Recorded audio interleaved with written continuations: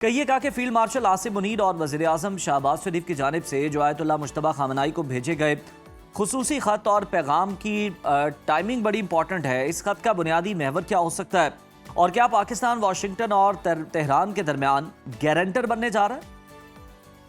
बिस्मिल्लाहिर्रहमानिर्रहीम। बहुत बहुत शुक्रिया। आपके पहले तो बहुत ही अच्छे मौज़ूआत थे सारे के सारे आज के दिन के। उम्मीद है कि लोग इससे इस तरह जो है वो फ़ायदा हासिल करेंगे। जहाँ तक एक छोटी-सी बात है कि इक़्तिदार का ताज तो सियासी पार्टियों के सर तो सजेगा ही, ज़ाहिर है कि आज वो 2-3 पार्टियाँ हैं, उन्हीं के सर सजता है। जी, अवाम के जिस दिन सर ये ताज सजेगा, उस दिन मेरे ख़्याल में सही जमहूरियत बहुत खूब। बहाल होगी।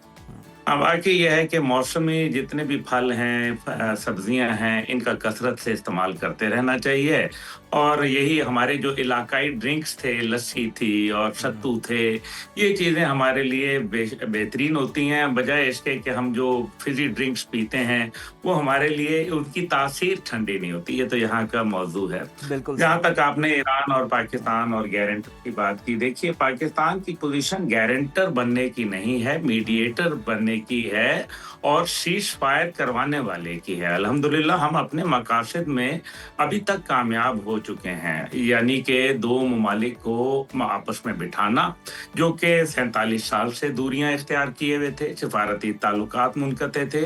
ये बज़ाते खुद एक बड़ी कामयाबी है। बेशक। उसके बाद जो है वो वहाँ सीज़ फायर का करवा देना, ये दूसरी कामयाबी है। तीसरी आलमी जंग को रुकवा देना, जो बिल्कुल उस दहाने पे खड़ी थी। फिर जो न्यूक्लियर का इस्तेमाल की धमकी जो थी, उससे भी जो है वो पाकिस्तान ने अल्हम्दुलिल्लाह सेव करवाया, ये आपकी एक और बड़ी कामयाबी थी।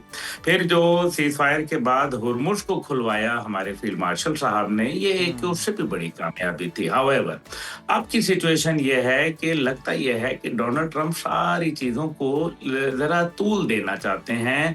वो अच्छा। चाहते हैं कि किसी बहाने मिड टर्म इलेक्शन गुज़र जाएँ। कभी 2-4 दिन, कभी 5 दिन, कभी 10 दिन। देखिए ना, अगर हम ये देखें कि what is stopping Donald Trump to strike a deal, पहली बात ये है। 2025 में जो डील मिल रही थी, क्या अब डील उससे बेहतर मिलेगी? यानी कि जब ईरान ने ये कह दिया था ओमान के हाथों कि जनाब हम ज़ीरो एनरिचमेंट के ऊपर जाने के लिए तैयार हैं, लेकिन वो फिर बात नहीं मानी गई थी।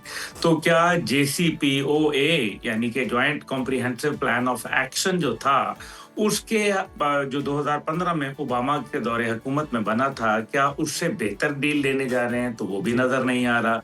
तो फिर डोनाल्ड ट्रंप ये सारा क्यों कर रहे हैं? पाकिस्तान की भी पोज़ीशन को वल्नरेबल बना रहे हैं। पाकिस्तान की कोशिशें और काविशें जो सिद्क़े दिल से सिर्फ़ दुनिया के अमन और इस्तेहकाम और अपने खलीजी ममालिक के दोस्तों और भाइयों के लिए जो की जा रही हैं, उनको क्यों आप जो है वो सवालिया निशान उन पे उठवाते हैं? अब जो मोहसिन नकवी साहब वहाँ तशरीफ़ लेके गए हैं, ज़ाहिर जी। है रियासत और हुकूमत की मर्ज़ी से गए हैं और पूरी इसके ऊपर सोच-विचार करके गए हैं।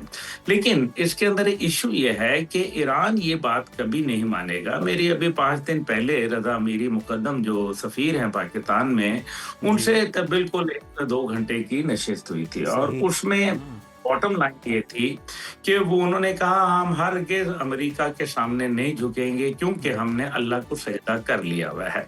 ये बात तय हो गई। अब वो जो शिकस्त है, जो अमेरिका को मुख्तलिफ मैदानों में, टेक्नोलॉजी के मैदान में, जंग के मैदान में, हुर्मुज़ के मैदान में, सिफारती मैदान, सियासी मैदान, तो इस सब के अंदर जो अमेरिका को एक मुश्किल पेश आई, ऐसी सूरत के अंदर ये कैसे हो सकता है कि वो फ़तह इनके सर कर दें।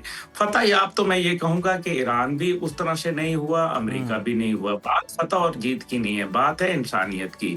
ईरान में इंसानियत तड़प रही है, मुश्किलात का शिकार है, बेरोज़गार लोग तकरीबन 23 लाख उनका फ़िगर पहुँच चुका है और साथ ही साथ जो है फैक्ट्रियाँ, दीगर चीज़ें बंदिश होने की वजह से मुश्किलात का शिकार है। दुरुस्त। तामीरात नौ करनी है। अब अमेरिका अगर ये कहे कि उनके फ्रोज़न एसेट्स जो हैं, वो हम उनको ادا نہیں کریں گے یا اگر ادا کریں گے تو ہم ان کے یہ شرائط ہوں گی کہ وہ یہاں استعمال ہو. نہیں، یہ آپ نہیں کر سکتے. یہ آپ یہ نہیں ہو سکتا کہ ایک غریب آپ سے جو ہے وہ صبح مانگتا ہے پیسے کہ جناب مجھے آپ ناشتے میں پیسے دے دیں، تو آپ اس کو کہیں نہیں آپ یہ انڈا نہیں کھائیں گے، آپ اس کی جگہ سالن کھائیں گے، پراٹھا نہیں کھائیں گے، روٹی کھائیں گے. یہ نہیں ہوتا. یہ ان کی مرضی ہے، ان کا پیسہ ہے. بالکل آپ نے بالکل، یہ بڑی مضحکہ خیز بات ہے عبداللہ حمید گل صاحب. اور جس طرح سے آپ امیر مقدم صاحب کے ساتھ ملاقات کا حوالہ بھی دے رہے ہیں، اور محسن نقوی کا جو یہ دورہ ہے وزیر داخلہ کا، یہ پہلے بھی وہ اس سے پہلے بھی ایران کا دورہ کر چکے، لیکن اس بار جو منفرد چیز ہے وہ کسی خط کا ذکر ہو رہا ہے. اس حوالے سے بھی بتائیے گا، اس خط میں ممکنہ طور پر کیا ہو سکتا ہے، کون سا اہم پیغام ہے اور کس کا ہے؟ دیکھیں، امریکہ کا پیغام ہے. اس کے علاوہ تو ظاہر ہے ہمارے لیے تو خط دینا کوئی مسئلہ نہیں ہے. میرے خیال میں فیلڈ مارشل صاحب کا، وزیر اعظم صاحب کا براہ راست روابط موجود ہیں، اس لیے ان کو کسی بھی خط اور کتابت کی ضرورت نہیں ہے. اور محسن نقوی صاحب ظاہر خود جا رہے ہیں. خط تو امریکہ کا ہی ہے، اس میں کوئی دوسری رائے نہیں ہے. اور خط میں یہی ہے کہ بھائی آپ کوئی ان کو ایک فیس شیونگ تو دیں. یہ میرا خیال ہے، گمان ہے. اور اس میں آپ دیکھیں فیس شیونگ تو دینی پڑے گی، کوئی نہ کوئی تو فیس شیونگ دینی پڑے گی، کیونکہ امریکہ بہرحال ایک طاقت ہے، وہ دوبارہ بھی استعمال کر سکتے ہیں. یہ علیحدہ بات ہے کہ جب ابھی انہوں نے تھوڑا سا دوبارہ حملے شروع کیے تو آپ کو پتہ ہے کہ خلیجی ممالک نے، جن میں کویت وغیرہ شامل تھے، انہوں نے کہا جناب بس ہو گئی، ہاتھ جوڑ دیے. انہوں نے کہا ہمارا تو ستیہ ناش ہو گیا. آپ نے 4 ہماری انڈسٹریاں جن کی بنیاد کے اوپر ہماری معیشت چل رہی تھی، دوڑ رہی تھی، وہ بند کروا دی. تیل اور گیس کی پیداوار ختم ہو گئی، ایوییشن انڈسٹری بند ہو گئی، اسی طریقے سے ٹورزم انڈسٹری ختم ہو گئی، اور ساتھ ہی ساتھ جو ہاسپٹیلٹی انڈسٹری تھی اس کا بھی خاتمہ ہوا. ایسی صورت کے اندر آپ کو پتہ ہے گرمیوں کے شدید دن ہیں، جنگ پہ گراؤنڈ کے اوپر جنگ کرنا، فی الحال میں ایک فوجی کا بیٹا ہوں، مجھے معلوم ہے کہ یہ جنگ اس ٹائم پہ گراؤنڈ پہ پاسبل نہیں ہے ان خاص کر گرمیوں کے دنوں کے اندر. دوسری جانب جو ہے وہ اگر آپ یہ کہیں کہ ٹیکنالوجی تو امریکن جہازوں کی کمپرومائز ہو گئی ہے نا، اسی وجہ سے انہوں نے فضائی حملے اپنے منقطع کر دیے. ایک عرصہ ہو گیا فضائی حملے. دیکھیں جو F-35 کا گرنا تھا یہ کوئی معمولی بات نہیں تھی، یہ ایک ہسٹورک بات ہے. اور اگر یہ ایک F-35 اسٹیلتھ جہاز کی ٹیکنالوجی کمپرومائز ہو جاتی ہے تو امریکہ کا جو سرتاج تھا وہ تو گیا. تو اب وہ کس سے حملہ کریں گے؟ 43 جہازوں کا گر جانا امریکہ کا یہ معمولی بات نہیں ہے. 8-0 کا اشارہ کرتے ہوئے پوری دنیا جو ہے وہ ہنستی تھی نریندر مودی کے اوپر. تو آج جو 43 کا فگر ہے آپ دیکھیں نا، وہ بھی ایک کوئی معمولی بات نہیں ہے. اچھا، پھر اس کے بعد اگر آپ نیوی کی بات کر لیں، جو پہلے اسٹرائک کیریئر گروپس، کوئی بھی ایک بحری جہاز ان کا جاتا تھا طیارہ بردار، جن کو ہم ایئر کیریئر کہتے ہیں، تو وہ پوری دنیا کی ٹانگیں کانپ جایا کرتی تھیں. اور خود صدر ٹرمپ نے یہ کہا کہ یہ وینیزویلا نہیں ہے ایران، یعنی کہ وینیزویلا میں آپ نے معاملات کیے ہوئے تھے، یہاں آپ کے معاملات نہیں ہوئے. امریکہ نے ابھی تک جو بھی اپنی باتیں کہی تھیں وہ پوری نہیں ہوئیں.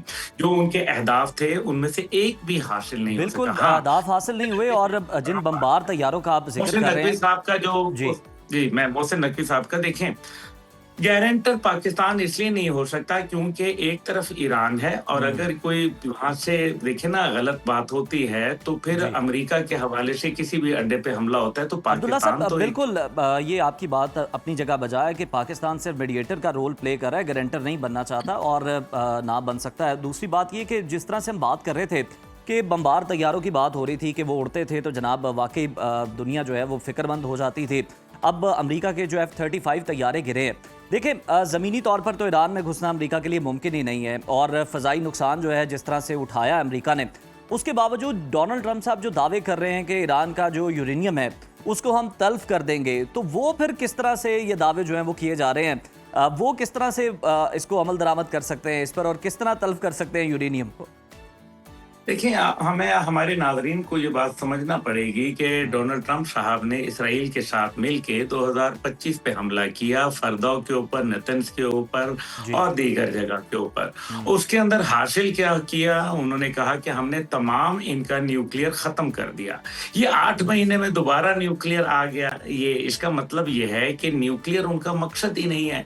और अगर वो न्यूक्लियर पे ज़ीरो एनरिचमेंट पे बात कर रहे थे, उनका 11 टन न्यूक्लियर जो लाइट एनरिच्ड यूरेनियम है वो रशिया में पड़ा है, हैवी वाटर ओमान में पड़ा हुआ है। उसके बाद हमले किए गए, आईएईए की रिपोर्ट के मुताबिक उनके पास नहीं है। और कोई फिर ये भी बताया गया कि उनके पास जो 440 केजी इस टाइम पे जिसका कहा जाता है कि वो 60% एनरिच्ड यूरेनियम है और उसको चंद हफ्तों के अंदर वेपन ग्रेड के अंदर बनाया जा सकता है। ये सारी चीजें अपनी जगह, लेकिन अब देखना यह है कि आयतुल्लाह अली खामेनाई जो हैं उन्होंने तो एक फतवा दिया था, लेकिन क्या आयतुल्लाह मुज्तबा खामेनाई जो हैं वो ये सोचने पे मजबूर नहीं है कि उनका सर्वाइवल सिर्फ न्यूक्लियर के ऊपर है? और यही है कि रजा बकाई ने जो उनके तर्जुमान है उन्होंने कहा था कि हम न्यूक्लियर पे कॉम्प्रोमाइज नहीं करेंगे, पुरअमन प्रोग्राम जारी रखना आईएईए के मुताबिक हमारे जो है वो इख्तियार है।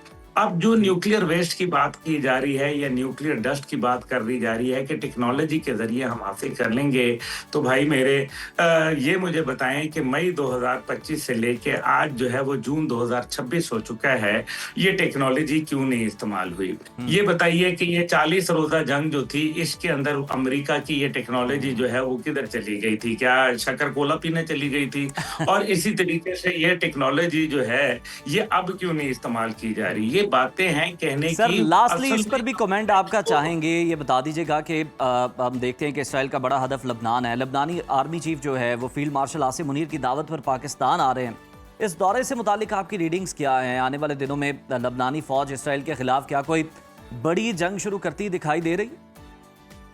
शरीकों को तो आग लगी है इससे, ये बाकी कुछ हो ना हो, ये जो जी। जलन की आग है, ये जो हसद की आग है इसराइल की पाकिस्तान के साथ, अल्हम्दुलिल्लाह ये उनको खुद ही कोयला कर देगी। हाँ, इसके बहुत सिग्निफिकेंस है। इसकी पहली सिग्निफिकेंस ये है कि जो मॉडर्न वॉरफेयर है पाकिस्तान अल्हम्दुलिल्लाह उसका मास्टर है। और अभी जो पूरी दुनिया का सामने आया है नक्शा, जो मोस्ट मॉडर्न टेक्नोलॉजीज का इस्तेमाल और मोस्ट मॉडर्न जो हमने टेक्निक्स का इस्तेमाल किया पाक इंडिया जंग के अंदर, उसके बाद कोई ऐसी जंग नहीं हुई, खासतौर पे दो न्यूक्लियर ममालिक के दरमियान। इसलिए पहली बात यह है कि स्ट्रेटेजिक इसके पहलू बहुत ज्यादा हैं। दूसरा, इसका दिफाई मुआहदात हैं, जाहिर है हम दिफाई मुआहदात, और ये जो लबनान के आर्मी चीफ पाकिस्तान तशरीफ ला रहे हैं, इसमें कहीं ना कहीं ईरान का एक किरदार है। और ईरान जो है वो ये चाहता है कि पाकिस्तान इस खित्ते के अंदर एक अमन का जो पैगंबर बनकर वो सामने आए, लोगों के लिए पैगाम बिल्कुल लाए। ठीक है, यानी इस दौरे के अंदर ईरान जो है जी, हिमायत शामिल है। बहुत शुक्रिया अब्दुल्ला अमीर गुल साहब आपके वक्त का।